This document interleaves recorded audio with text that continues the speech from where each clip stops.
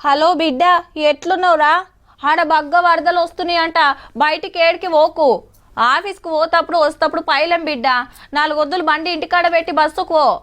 ఏ పోకుంటే మాయతి, నువ్వైతే ఇంటికి రా, పరిస్థితి మంచిగా అయినాక చూస్తే మాయే అని అంటుంటారు. పట్నం వచ్చిన వాళ్ళ మీద పల్లెటూరు వాళ్ళ పాయరం గట్లుంటుంది. అదే ఏరే దేశాలలో ఉంటే, అది కూడా యుద్ధం జరిగే జాగాలుంటే ఇంకెంత బుగులుండాలే. అది ఇక్కడ పరిస్థితి మంచిగా లేదు. దుబాయ్లో బాగా వెళ్తున్నాయి బాంబులు. ఇప్పుడు మాకు ఇక్కడ నుండి 2 కిలోమీటర్లు ఉంటుంది ఎయిర్పోర్ట్.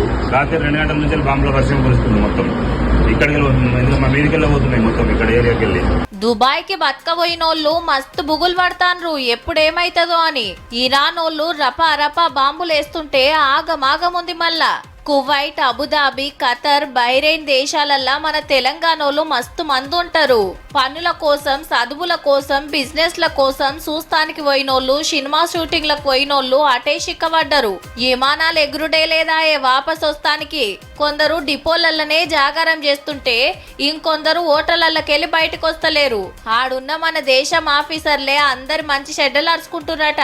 తెలంగాణలను వెనకకు రప్పిస్తానికి ఢిల్లీలున్న తెలంగాణ భవన్ లా కంట్రోల్ రూమ్ పెట్టింది సర్కారు. ఏ తక్లీఫ్ ఉన్నా గీ నెంబర్ కు ఫోన్ కొట్టాలట. దేశం గాని దేశంలా మా ఓళ్ళు ఎట్లున్నారో అని ఈడున్నోళ్ళు మస్తు బుగులు పడతాన్రు. ఇంటోళ్ళకి ఎప్పటికప్పుడు వీడియోలు పంపిస్తుండ్రు మేము మంచిగానే ఉన్నామని. మా ఆయన ఈ మధ్యనే నా కొడుకు ఇద్దరు భారాన్ని వెళ్ళారు. ఫోన్ వచ్చేసరికి మాకు భయం అవుతుంది. ఎప్పుడు ఏం జరుగుతుందో అన్న భయంతో ఉంది. ఇవాళ కూడా ఈ రోజు కూడా వేసిండు.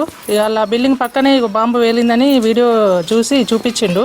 ఇక మాకు భయం వేసింది. ఇయాల్టికి 3 రోజులాయే. ఈ యుద్ధం ఎన్నడాగుతుందో గాని అప్పటిదాకా మనోళ్లకు పెద్ద టెన్షనే.